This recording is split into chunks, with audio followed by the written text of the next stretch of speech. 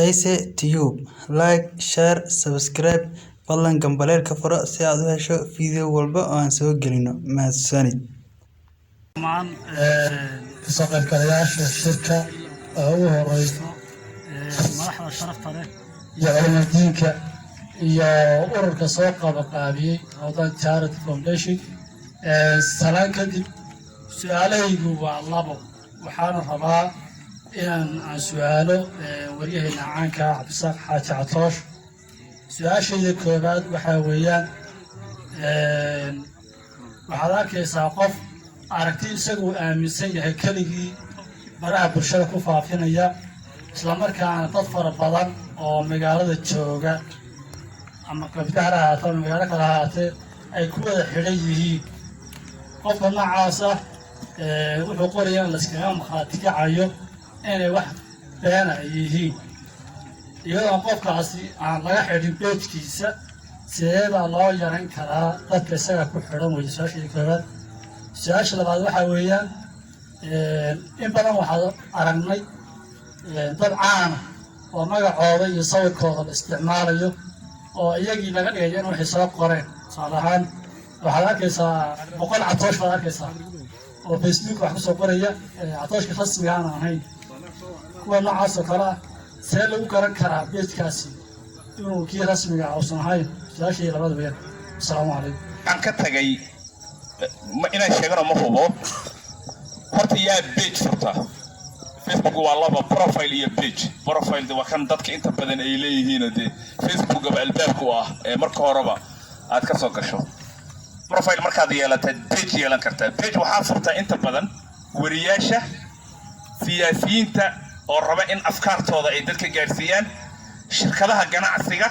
oo iyagana wax soo saarkooda iyo barnaamijkooda raba inay gaarsiiyaan iyo activist ololeyaal marka su'aashaada waxay soo hosgelaysaa dadka u ololeeya ra'yi ayaga ay aaminsan yihiin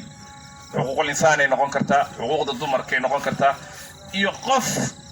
wixii asaga u aaminsanaayo fikir ahaa raba inuu ka gabo dadka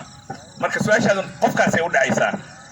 lama yareyn karo qofkaas haddii waxa uu u doodayo ee uu ololeeyo ay run tahay cidna uusan ku dulminaynin been uusan ku sheegaynin cid kale uusan ku weeraraynin oo ra'yigiisu nadiif ah iyo waxa uu aaminsan yahay mabaadi ahaan meesha ku soo qoraya waa wax caalamka ka jira ololeyaal jira oo wariyaal ahayn siyaasiyiin ahayn laakiin wax u taagan mabaadi u taagan qofka dimuqraadiyadda u taagan qofka wax soo saarka beeraha u taagan activist waxa la yiraahdo ololeeye laakiin waa in mawduuc lagu yaqaano mawduuc gaar ah dawlad wanaagga qofka u taagan oo u ololeeya qofkaas meelna mishaar kama qaato ujeeddo kale kama lahan isbedel iyo wax uu aaminsan yahay uu rabaa inuu gado laakiin marka uu ku laro danihiisa iyo fidmo markaan nirana fidmo in qof lagu dulmiyo in qof been looga sheego in qof lagu bahdilo in reero lagu bahdilo sababta ujeedada ugu weyn oo qofka looga hortagi karo inay bulshada aragto isu sheegto hebel waa sidan iyo sidan iyo sidan alla ilaahay hebel run loo ma ahan run loogama baranin waxayna soo isgalaysaa su'aashaadii hadalkii hore ahaa adigu miisaan baad leedahay aqligaaga aad ku miisaanto haddaad qofka maanta been ku aragtay oo biri ku aragtay oo biri dambe ku aragtay sabab aad u sii aaminto ma lahan dhibaatada ugu weyn ee dadka naga qaarkiisa haysteena ka mid tahay qof been lagu yaqaanay fitin lagu yaqaanay oo haddana la sii aaminayo warkiisa meelaha dadka ay baraha bulshada ka aamin ay wax badan ka fahamsaneen ay ka mid tahay su'aasha labaad ee ah dadka been abuurta dadka caanka ah ninbaa wuxuu soo qorani meeyarka maamulka qabridahan Cabdisaaq Cawil adi Cabdisaaq Cawil ahaan baa wala socotaa ninka waxaan aamini meeyarkii runta ah inuu yahay sawirka Cabdisaaq Cawil saaran magicii buu wataa shaqooyinka Cabdisaaq Cawil uu qabanayo meesha soo gelin isagana ma ahan taasna waxay hoos imanaysaa sida aad uga taxadiri karto miisaankii aqligaaga inta miisaanto wali dadka qaarkiis waxay ku daraan waxaan Cabdisaaqas ka suuroobaynin aniga igu dhacday ninkii igu badnaa hal sano iyo bar buu qaatay 56,000 oo qof ku taxnaa magacu Cabdisaaq Catoosh sawirku waa sawirkeygii wararkii uu soo qaadan laakiin markii dambe asaga isfashiliyay muxuu isku fashiliyay warar been abuur ah aflagaado ilaa saxaafadii warbaahinta waxay leedahay nidaam aan la dhaafi karin inaad dadka caayin inaad been sheegin inaadan fududaanin akhlaaqiyadkii waxa soo dhan badbalka loo galay waxyaabihii u dambeeyay waxa ka mid ahaa maruu yiri kaniisad laga furay magaalada Berbera wararkii kale runta ana uu soo qaadanaya tiisana xogaa ugu dhaxraacsada muddo igu qaadatay inaan shirkadii Facebook ku dacweeyo aakhirkiina cadeyn fara badan markaan geeyay kadib waa la xiray ninkaas wuxuu lumiyay waqtigu iska lumiyay hal sano iyo barbu boga ka shaqeynayay dadka qaar ujeedooyin ka u furtaan dad badan aad ku heshid absaacatos iska dhig injineer Baarud iska dhig ama Bashir iska dhig marka dad badan hesho kumanaan ah magac iyo sawirka bedelo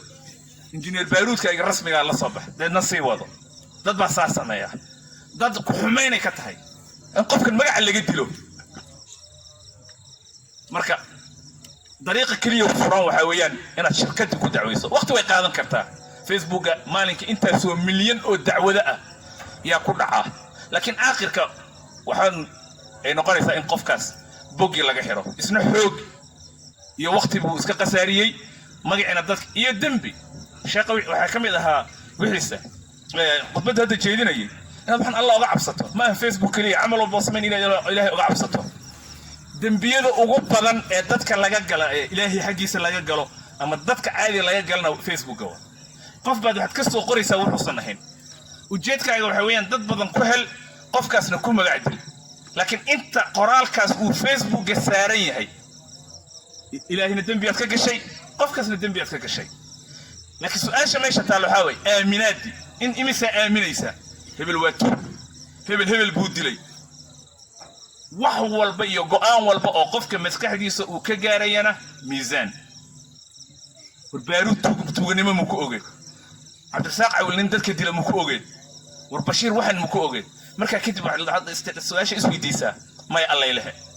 Baarud nin shaqaystaan ku oga mar walba go'aan qaadashada